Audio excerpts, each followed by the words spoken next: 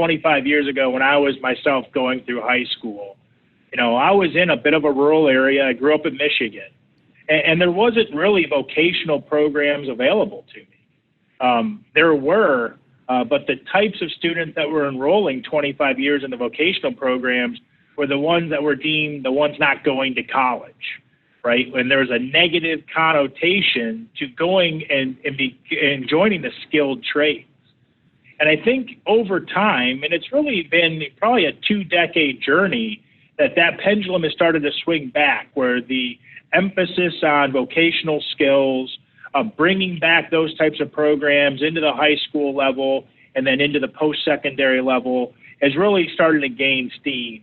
I was looking at some data. I do see that we're making progress on that front.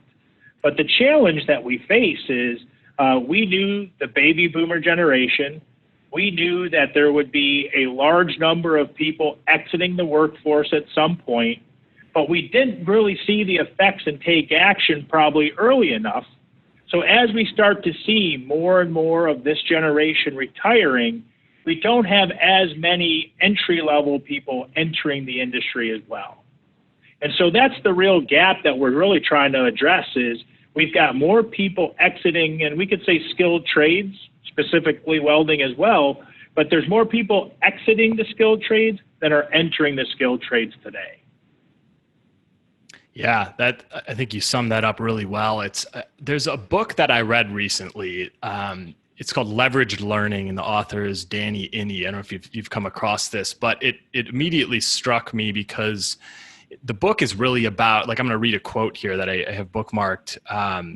He wrote, "If not colleges, who will provide the lifelong learning of the future from the only place that it can come from, the experts and professionals on the cutting edge and front lines of their respective fields. They're the ones whose knowledge and skills will be sufficiently up to date to provide what learners will need.